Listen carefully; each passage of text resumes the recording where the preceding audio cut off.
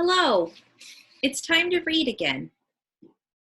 Last time that we read My Father's Dragon, we read chapter 1, called My Father Meets the Cat. Do you remember where he met the cat? It was an alley cat and he found it outside. Do you remember that the cat was very sad about something?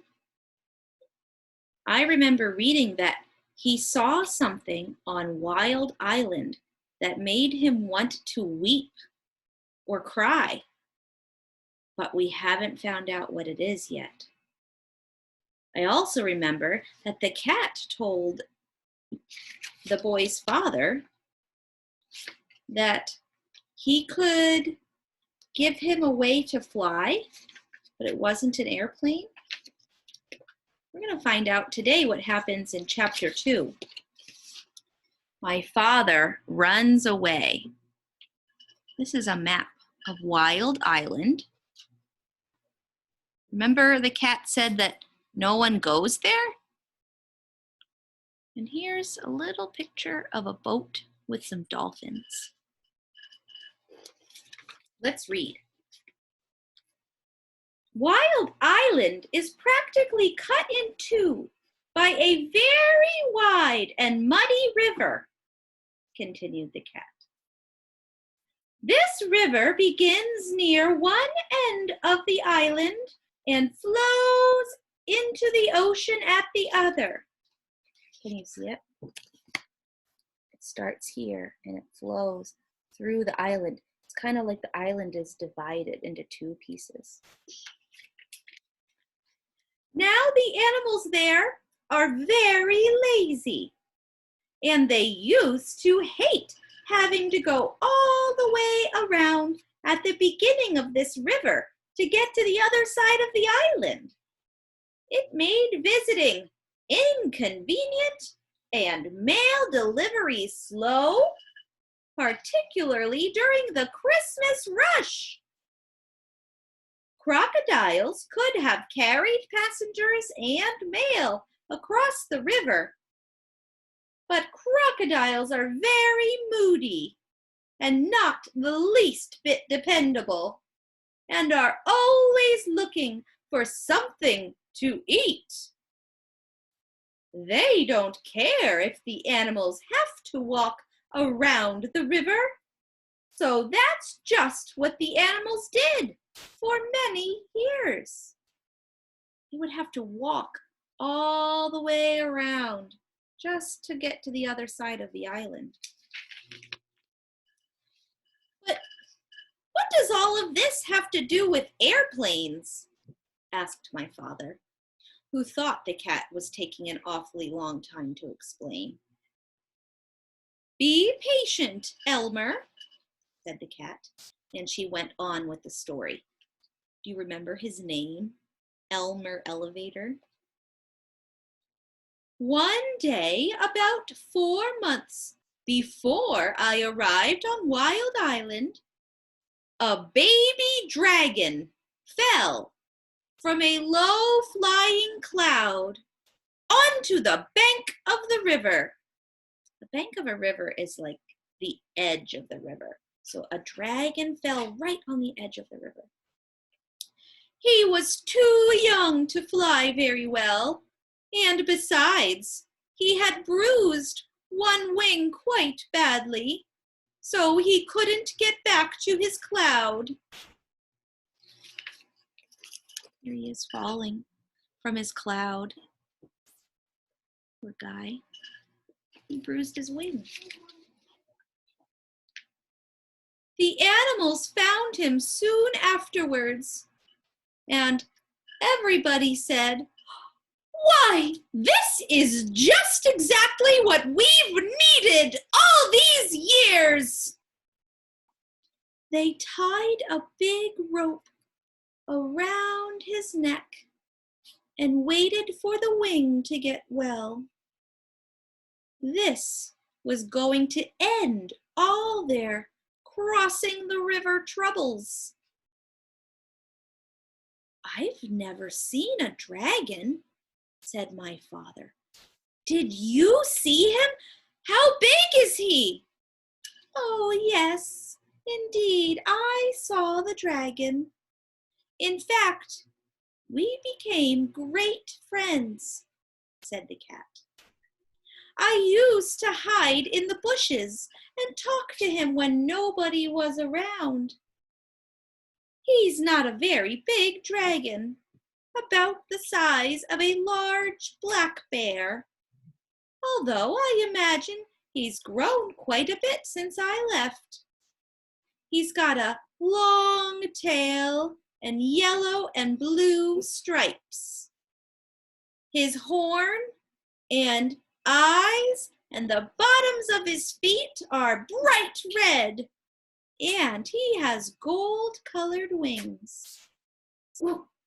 Oh, how wonderful, said my father. What did the animals do with him when his wing got well? They started training him to carry passengers, and even though he is just a baby dragon, they work him all day and night, too. Sometimes they make him carry loads that are much too heavy. And if he complains, they twist his wings and beat him. He's always tied to a stake on a rope, just long enough to go across the river. His only friends are the crocodiles, who say hello to him once in a while if they don't forget. Really, he's the most miserable animal I've come across. When I left, I promised I'd try to help him someday, although I couldn't see how.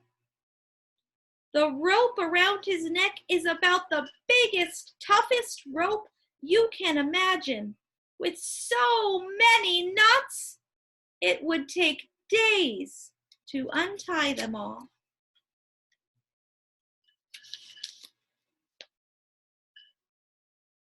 Anyway, when you were talking about airplanes, you gave me a good idea.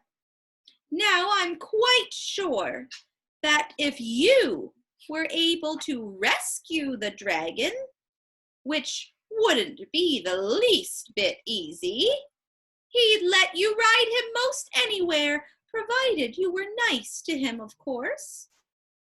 How about trying it? Oh, I'd love to, said my father, and he was so angry at his mother for being rude to the cat that he didn't feel the least bit sad about running away from home for a while.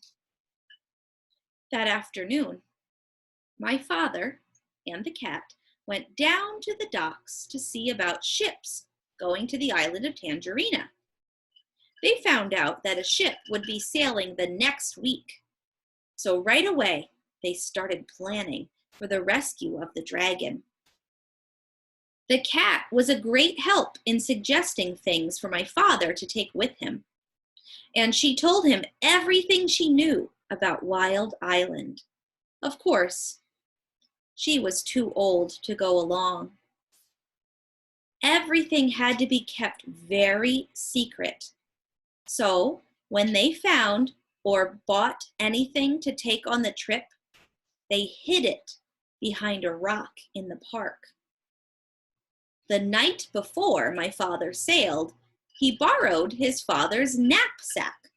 That's a backpack. And he and the cat packed everything very carefully.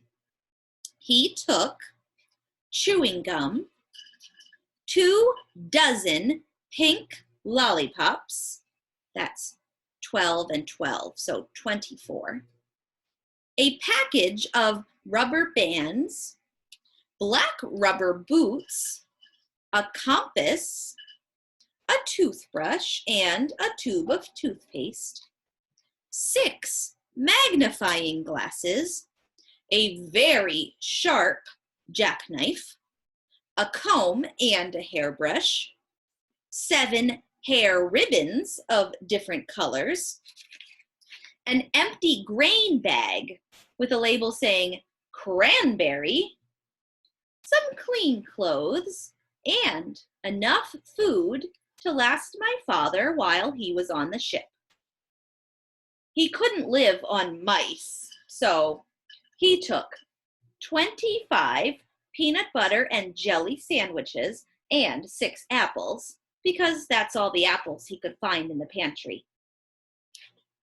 Why do you think it said he couldn't live on mice? Who else sailed to the island of Tangerina? The cat, right? The cat could have eaten mice. There's lots of mice on ships, but kids need real food. When everything was packed, my father and the cat went down to the docks to the ship. A night watchman was on duty. So, while the cat made loud, queer noises to distract his attention, my father ran over the gangplank onto the ship. He went down into the hold and hid among some bags of wheat. The ship sailed early the next morning. There's the little dock. There's the ship leaving. There's the cat watching it go. Oh, that's the end of chapter 2. The next chapter we'll read will be chapter 3, My Father Finds the Island. Here's a little preview of the picture for chapter 3. You see this bag? It says cranberry.